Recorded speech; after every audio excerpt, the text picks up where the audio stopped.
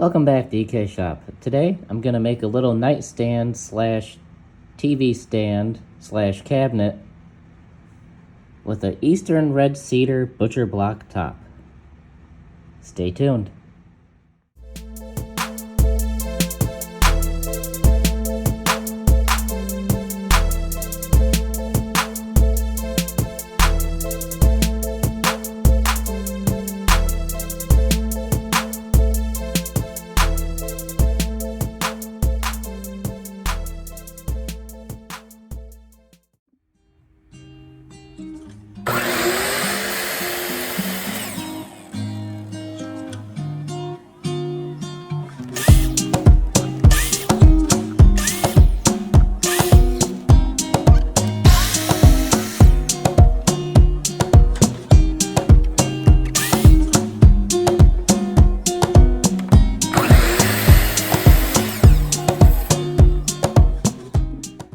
Alright, so I got 9 pieces cut out. They are all 1.5 inches wide and 21 inches long. The finished dimension I'm going for is 19 by 13.5, but I just wanted to give myself some extra room so I can trim it to final size when this is all glued up, just in case things slide around a little and all that. Originally, I was going to vary the length of each board and make it look like a real butcher block, but I am really digging how this looks already. I am a huge fan of Eastern red cedar. I just haven't used it in a full-size project besides lining closets with and that kind of a thing. But I am a huge fan of Eastern red cedar. It is a very soft wood compared to the woods you have normally seen me use on this channel. Purple heart is way harder, olive wood is way harder, lead wood, desert ironwood, even black walnut is significantly harder than Eastern red cedar. But the way it looks is unmatched. I don't think there is a woodier looking wood than Eastern red cedar.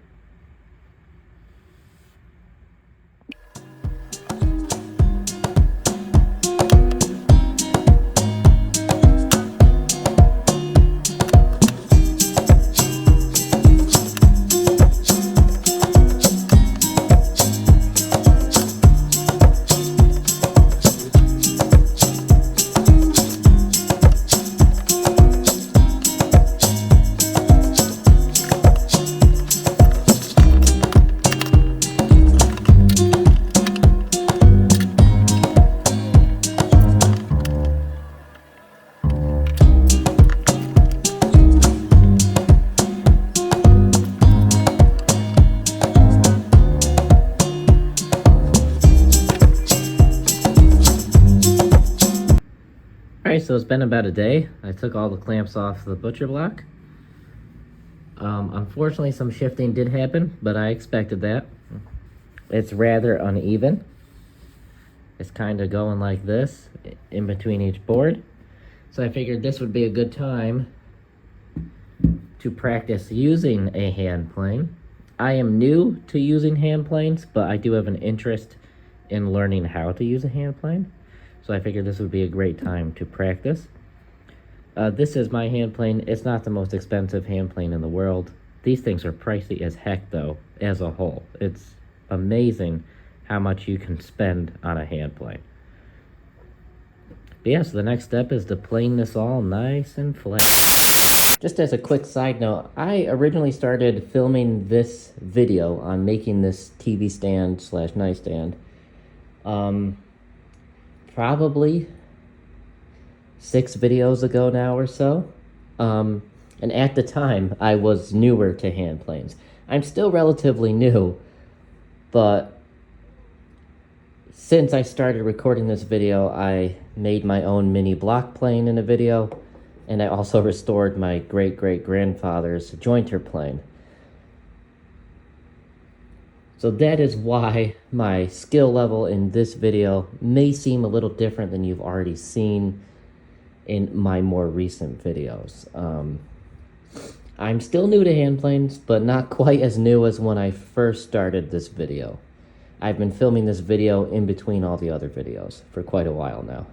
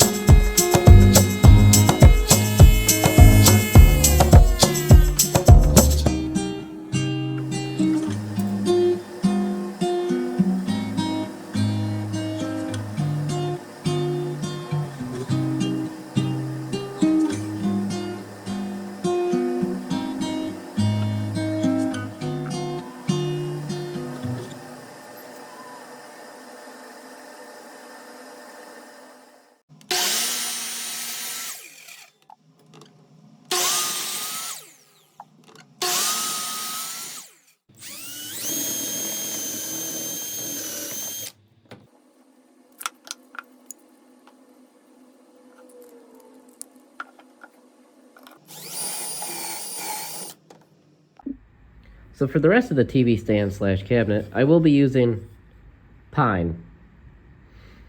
Because I'm going to paint the body of the cabinet white, and the only wood that's actually going to show will be all the cedar top and the cedar shelves, and the accent panel on the door. I am using pocket holes to join the frame together, along with wood glue. It's not, I mean, woodworking purists absolutely hate it. But luckily, I don't consider myself a woodworker, so it's okay for me to use pocket holes.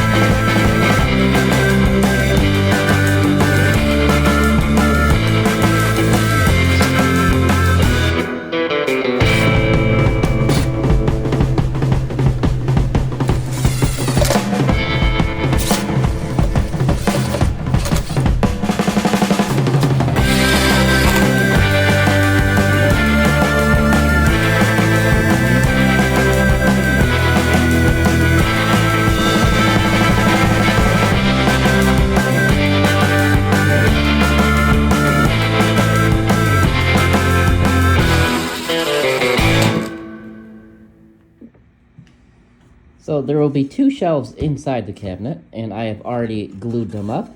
I did not showcase cutting and gluing the boards because I didn't want the entire video to be cutting boards and gluing them together. The interior shelves are about 3/8 of an inch thick.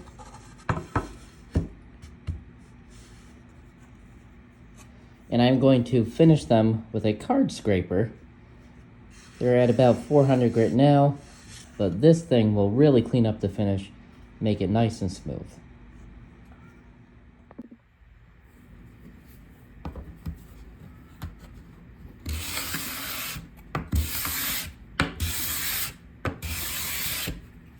That's real time.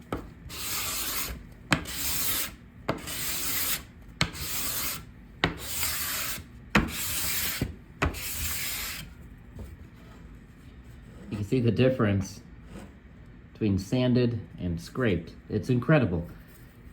I didn't believe the hype with these things, but I do. Well worth the 15 bucks or so I paid on Woodcraft.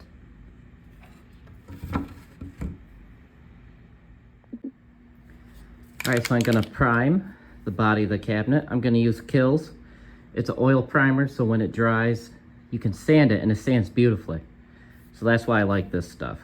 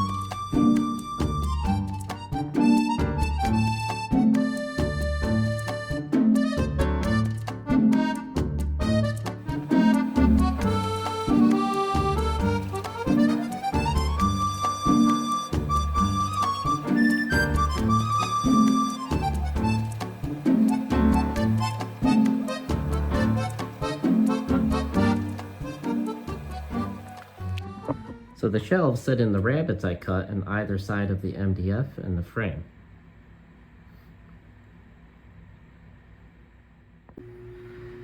All right, so now that the back is on and the shelves are in, it's time to paint the outside before I put the top on. I did not film too much of the putting the back on because I decided to use epoxy instead of glue to attach the back because I already had it primed. And that turned into a nightmare so quick. I regretted it so fast. I had sticky epoxy everywhere. So yeah, didn't get too many shots of that, but now it's time to paint the outside.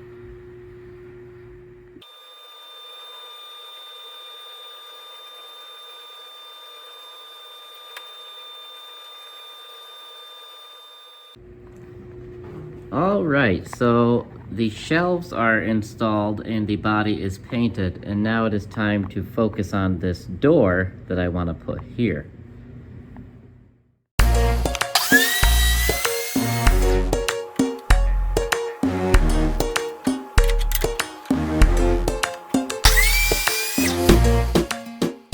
So for this TV stand slash cabinet, I am going to be doing an overlay panel door.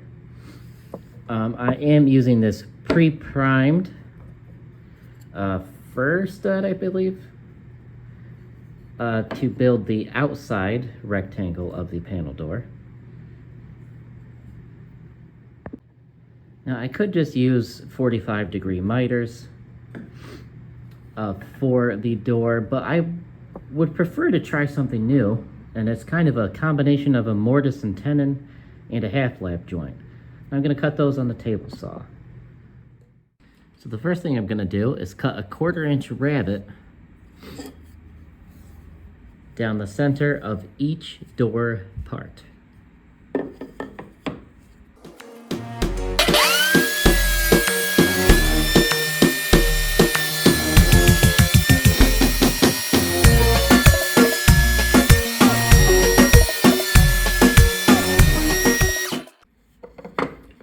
So there, 1/4-inch rabbet cut in every door piece. So on the two shorter pieces, which are the vertical parts of the door, I'm going to take this rabbet and carry it around each edge. To do that, I have whipped up this very quick tenoning jig so I can securely hold these vertically while I cut the dado.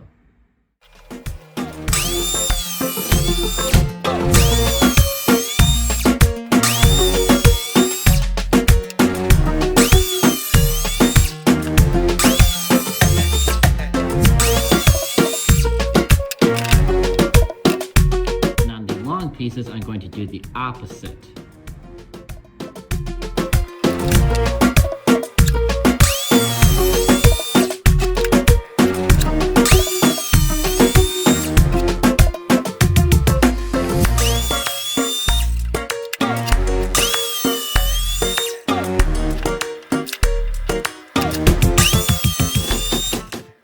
So again, I forget what this joint is called. I will have to include it in text right about here.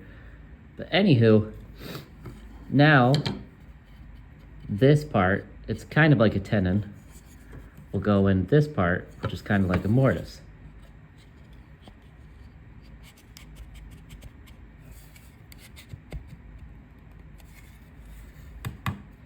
Like so. So no miters required, and it will keep the door square for me. Now I will have to fine tune it here and there, square up the shoulders, and I will need to cut a small filler piece and put it in here on each side of the door because there's also this 1/4-inch rabbet running through. That's not a big deal, but it's a very strong way of constructing a door. I mean, just by hand, this is already tight, you know, there's not a lot of movement. It creates a lot of glue surface for the wood glue, and it's gonna work out great. So the final fit actually came out a little better than I expected. And I will be able to trim off these ends that stick out just a bit after the glue is dry. And now, the reason I cut this 1/4-inch rabbet on the inside of the frame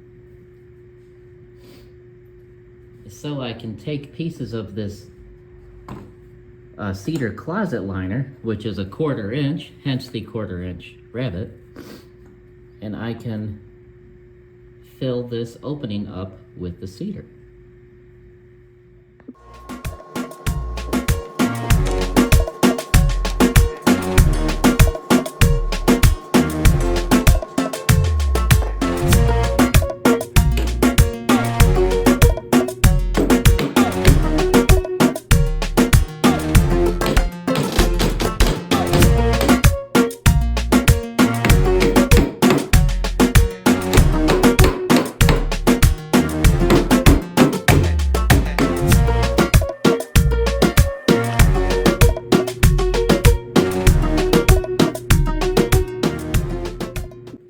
Now when the glue dries, I will drill out for the hinges and the handle. And as you can see, that joint is so tight I had to use my little mallet to beat it together. It's a very tight and very strong joint.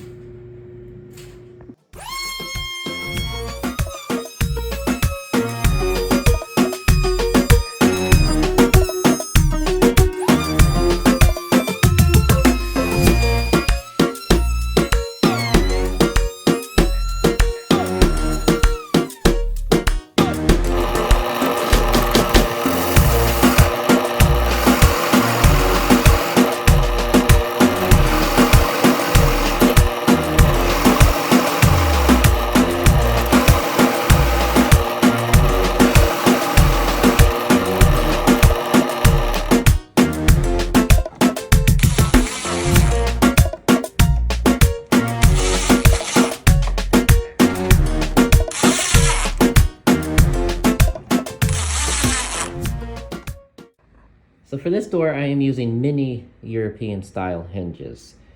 I couldn't source any European style hinges locally that did not require a Forstner bit this big, which as you can see would not leave much left of this door. I made it a little too narrow for your typical 35mm cup European hinge. So these are actually 26mm cup European hinges, which is just a tad over an inch.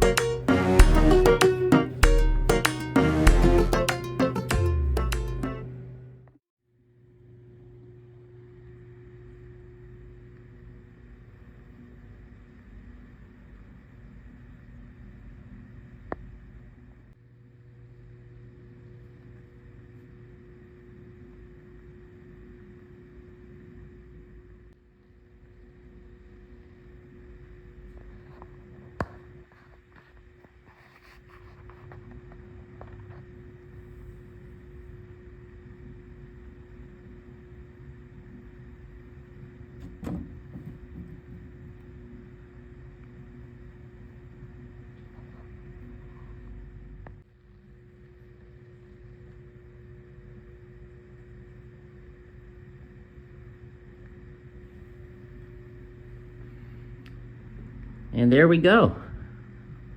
A little butcher block, Eastern red cedar topped TV stand slash cabinet slash nightstand slash whatever you want to call it. Finally all together.